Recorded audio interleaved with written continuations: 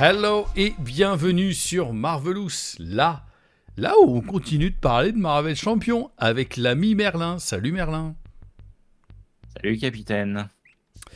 Eh bien, aujourd'hui, on se retrouve pour une première vidéo. Alors, il y a plein de séries en fait dans Marvelous. On se retrouve pour les vidéos, ça va être les bons conseils du docteur Merlin.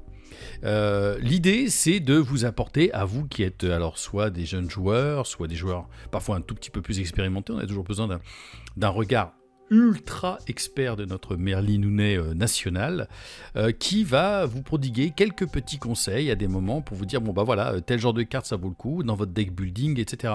Parce que c'est vrai, Merlin, on peut en parler en tout cas une petite minute, le plaisir malgré tout, encore une fois, de Marvel Champion, il est certes de jouer des héros qu'on apprécie, auxquels on s'identifie et tout ça, mais quand même, si tu fais pas de deck building, est-ce que tu te retires pas 50% du plaisir du jeu ?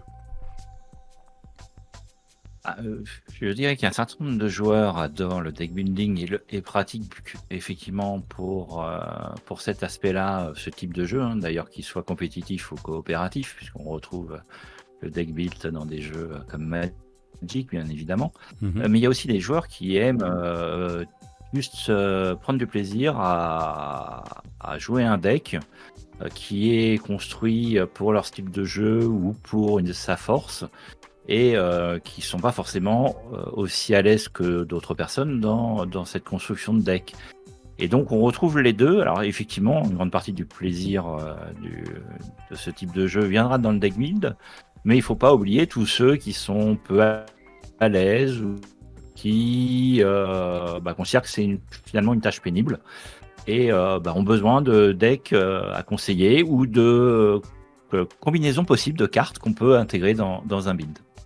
Voilà, et donc dans l'idée, tous les mois, vous savez, vous avez les decks maintenant, les decks de chaque mois de notre ami Merlin, desquels vous pouvez vous inspirer, ou alors effectivement, là, dans ces vidéos qui vont être un petit peu plus courtes que les autres, enfin on dit à chaque fois qu'on dit on va faire des vidéos courtes, mais avec Merlin on est bavard, mais bref, dans ces vidéos qu'on essaye de faire dans un format légèrement plus court, c'est vous donner des petits tips sur quelques cartes qu'on peut trouver hyper intéressantes, alors principalement Merlin qui va vous les trouver hyper intéressantes, à mettre dans vos decks sur certains personnages. Et aujourd'hui, tu nous as concocté alors tu vas nous parler évidemment de 4 cartes que tu trouves toi essentielles en basique pour certains personnages. Voilà, on les a à l'écran ici.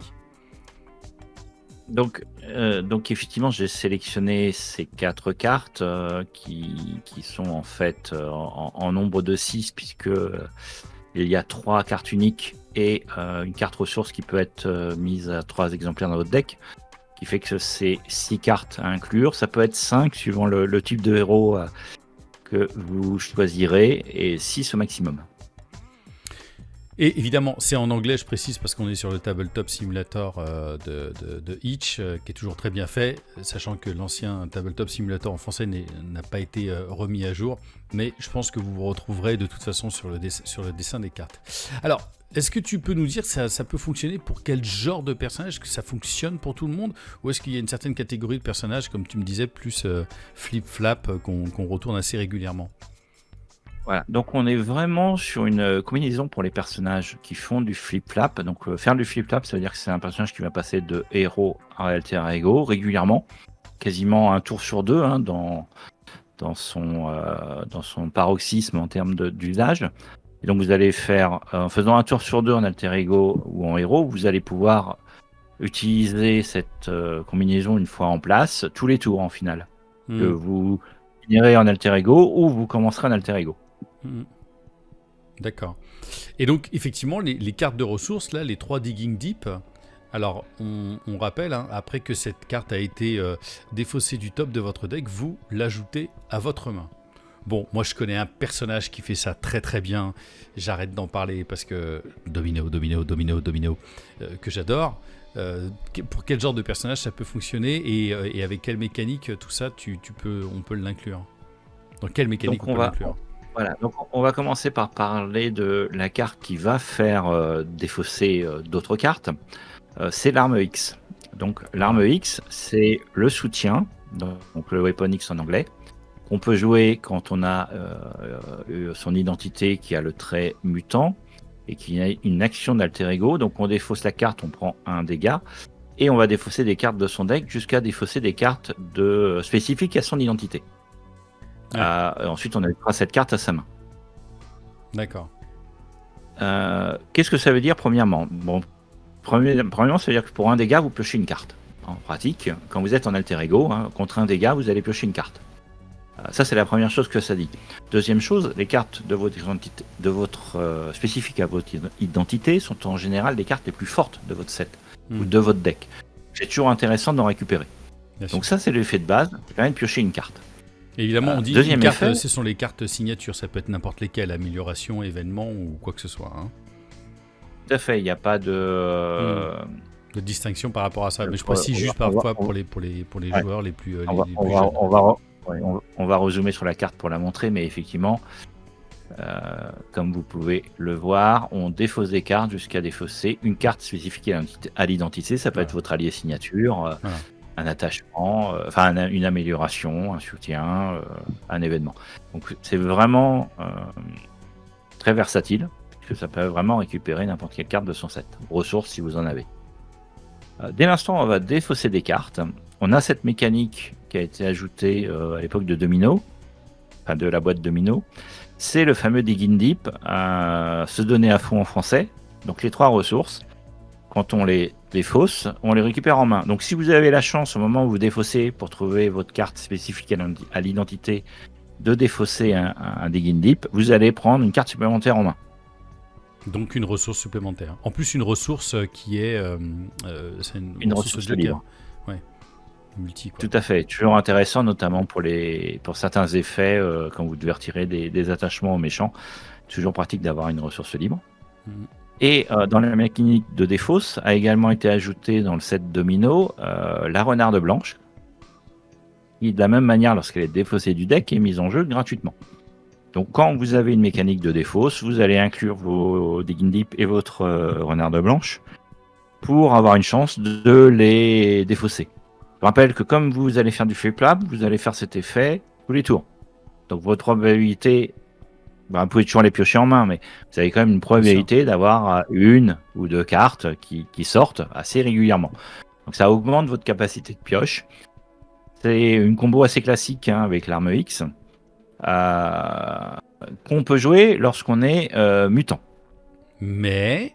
Et c'est là qu'on va rajouter une carte supplémentaire, construire un soutien, build de support, qui est une manigance annexe de joueurs qui coûte 0 à être posée.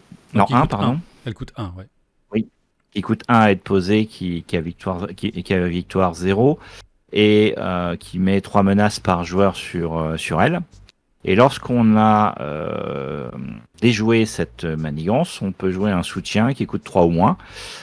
Et comme on le met en jeu, on ne le joue pas en réalité, on va donc ignorer les conditions de jeu. Puisque là, c'est jouer uniquement si vous avez votre identité mutant.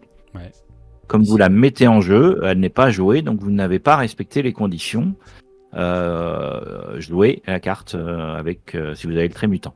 Alors ça, donc, voilà. Pardon, je te coupe là-dessus parce que c'est vrai que assez souvent, quand on n'a pas lu les règles, alors le livret de règles, il y a encore eu des modifications, etc. Et ça devient la Bible.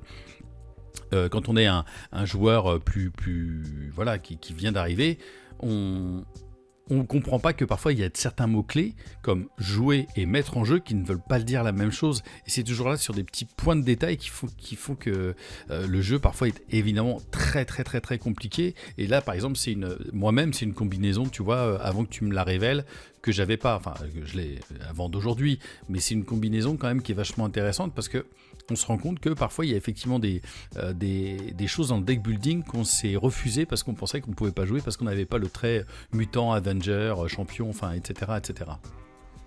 Voilà, donc construire un soutien va vous permettre de jouer un Queen Porter, même si vous n'êtes pas Avenger. Ouais. Ça va vous permettre de jouer Nowhere, même si vous n'êtes pas gardien. Ça vous permet de jouer l'arme X, même si vous n'êtes pas mutant. Donc tous ces soutiens qui coûtent 3 ou moins peuvent être mis en jeu. On a également une vieille carte dans le commandement qui existait, qui est l'appel à 2 détresse, Ouais. qui permet de mettre en jeu un allié en payant son coup, mais mettre en jeu. Donc ça permet aussi de mettre en jeu un allié, donc sans les conditions qui sont là pour quand on joue la carte. Ouais, bien sûr. A contrario, quand on a un effet sur une carte qui dit lorsque cette carte est jouée, et ben, quand vous la mettez en jeu, elle n'est pas jouée, donc l'effet ne s'applique pas. Il faut l'avoir également en tête. C'est effectivement la petite subtilité entre jouer et mettre en jeu. En tout cas, là, ça vous permet, même si vous n'êtes pas mutant, de pouvoir jouer cette arme X et donc d'accéder à cette combinaison si vous avez un héros qui fait du flip-flap. Ça vous permet d'accélérer sa mise en place même si vous êtes mutant, vous pouvez la mettre de toute façon. Il y a d'autres soutiens qui peuvent être intéressants à les jouer aussi. Et donc cette combinaison, voilà, ça s'adresse à ces héros, comme par exemple Miss Marvel. C'est ce que j'allais te demander justement, quel genre de héros tu nous proposes typiquement avec cette mécanique. Je vais effectivement viser une Miss Marvel qui va être dans les premiers héros qu'on va pouvoir cibler parce qu'elle adore faire du flip-flap, parce qu'elle a beaucoup d'actions d'alter ego. On va avoir une Black Widow qui va aussi avoir beaucoup d'actions alter ego qui peut être intéressée par cette combinaison, puisque ça va lui augmenter ses chances de piocher une préparation. Quand elle joue ensuite une préparation, elle va repiocher une carte, donc ça va également être intéressant pour elle. Et d'une manière générale, tous ceux qui ont des actions d'alter ego intéressantes vont avoir envie de faire ce flip-flap. Et donc, on va viser cet ajout de ces cartes pour ce type de héros. Et sans trop de crainte de perdre beaucoup de points de vie, parce qu'à chaque fois on se met un dégât et alors par exemple Miss Marvel elle a 9 points de vie, mais elle a une rec de 5 je crois, mais si c'est domino, d'un coup tu te dis bon, elle a que 9 points de vie et elle a qu'une rec de 3, donc faut faire attention. Mais comme on vous dit, ou comme Black Widow bien sûr, ce sont des personnages qui vont beaucoup retourner en alter ego, donc ils vont avoir souvent l'opportunité de pouvoir se soigner. Après on peut parler aussi de rajouter j'ai plus le nom de la carte là qui te permet d'avoir 3 points de vie supplémentaires. Alors c'est l'endurance. Maintenant, si vraiment vous avez un doute au point de vie, vous rajoutez un quartier d'équipage. C'est une carte basique, c'est un soutien qui coûte 1 et qui vous permet de vous soigner de 1. Donc vous pouvez le rajouter, ce qui fait qu'avec le quartier d'équipage, en fait l'arme X devient gratuite. C'est une possibilité, ça prend un slot de plus, mais si vous avez peu de points de vie ou si vous êtes inquiet sur votre capacité à récupérer, vous pouvez rajouter ça pour compléter la combinaison. Alors, assez souvent, on me dit, quand j'ai joué avec des copains, on me dit, White Fox, elle est nulle, 3 points de vie, 1 de contre, 1 d'attaque. Je dis, ouais, mais quand tu la poses pour que dalle, pour 0, ça te fait quand même un personnage qui peut, soit de toute façon, qui peut mettre un petit ping pour virer un état tenace, ou le petit point de menace qui te fait chier sur une manigance, c'est toujours vachement intéressant. Et surtout, peut te sauver les fesses si t'as pas les points de vie supplémentaires, si t'as pas les points de vie suffisants pour pouvoir tanker une attaque. Donc c'est plutôt intéressant d'avoir White Fox. Moi je trouve que c'est un personnage que j'adore. Bon, évidemment dans le deck domino elle est archi imbattable, mais c'est toujours bien de pouvoir mettre un allié qui au pire peut servir de chair à pâté si tu te prends une vieille carte rencontre dégueulasse avec un double attaque du méchant au moment du tour du méchant. Mais voilà. Pour 0, on peut toujours effectivement faire un contre, un d'attaque et puis une défense. Ça coûte 0. Effectivement, si vous défaussez pas, ne la mettez pas. Si vous défaussez, vous avez intérêt à la mettre. Voilà, écoute, merci Merlin. Je vous ai dit, ça allait être des vidéos un petit peu courtes, sur quelques cartes à mettre pour certains personnages dans du deck building. On va vous montrer au fur et à mesure ce qui peut se passer aussi comme genre de combo en justice, en commandement. Peut-être parfois pour certains traits de héros. Voilà, là on peut faire des vidéos parce que Merlin, en termes de combos, c'est le championnat du monde des combos en permanence. Donc il va pouvoir vous filer un maximum de tricks là-dessus et c'est ça qui va être vachement intéressant. Merci Merlin pour cette première vidéo.